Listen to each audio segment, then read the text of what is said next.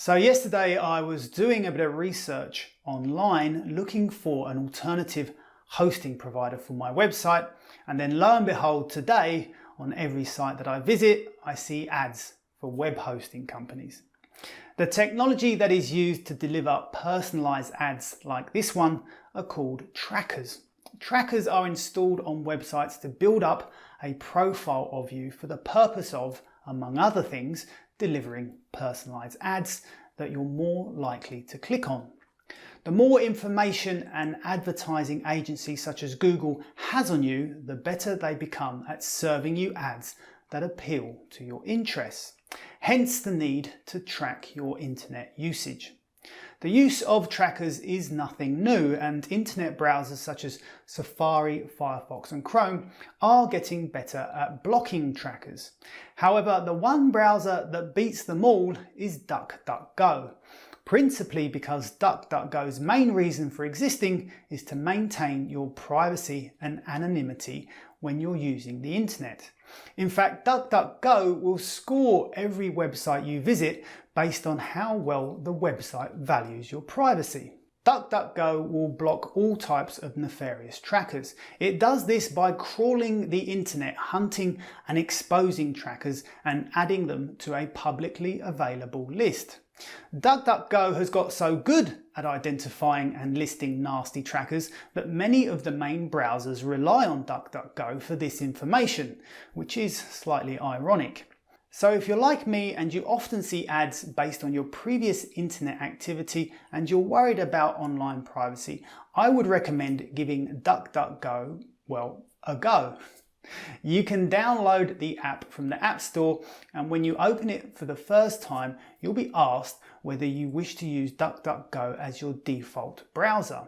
This is useful because it guarantees you'll be using DuckDuckGo at all times except when you actively choose to open an alternative browser such as Safari.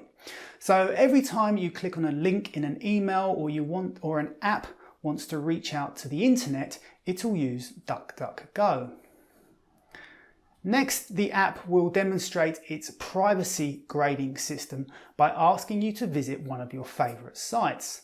Here you can see I visit The Verge, which is one of my favourite sites, and it receives a score of B+, which is pretty good. Clicking on the score will provide more details, and we can see that 8 trackers were blocked, including 4 from Google and 2 from Amazon. DuckDuckGo has many of the same features you'll find on other browsers, such as adding bookmarks and favourites. Clicking on the ellipsis icon in the top right corner of the screen will bring up the menu, and here is where you bookmark and add a site as a favourite. You can then access this list by clicking on the book icon in the bottom menu. Note that there doesn't seem to be an option to import bookmarks from another browser, which is a bit of a shame. There are other menu options allowing you to open new tabs and search a web page for a specific word, and then there's the option to fireproof a website. Fireproofing a website will prevent DuckDuckGo from clearing your login or sign-in information on websites that require your authentication, such as Amazon and Netflix. So you won't be required to log in every time you access the website through DuckDuckGo, which would become very tedious. You can also choose to disable DuckDuckGo's privacy protection for certain sites, but I'm not sure why you'd want to do this. If we go into settings, here you can make configuration changes such as displaying the keyboard upon opening the app, and here is where you can see the list of sites you have fireproofed. You can also set DuckDuckGo to prompt you to fireproof a website each time you log in, which you might find useful.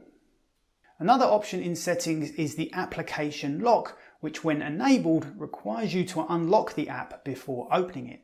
So if I enable this feature and then close the app, you'll see I'm prompted for my PIN when I try to reopen it. If your iPhone is newer than mine, it will use Face Unlock rather than asking for the PIN. On the bottom menu you can open tabs, and I'll quickly search for the BBC website, and a message pops up confirming the search is completely anonymous and DuckDuckGo does not record our search history.